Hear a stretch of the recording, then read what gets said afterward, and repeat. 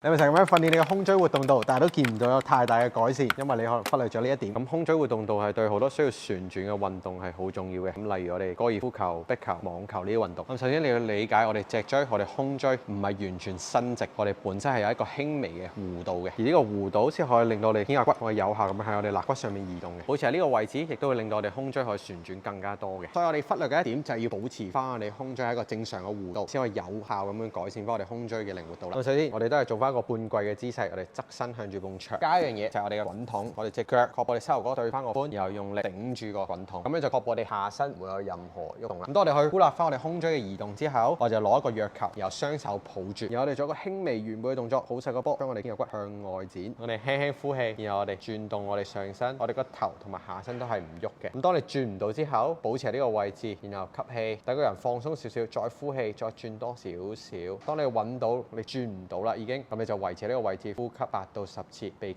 口呼。咁呼吸嘅時候就要感受到你背部擴張，咁樣先可以有效咁樣提升我哋胸椎嘅靈活度。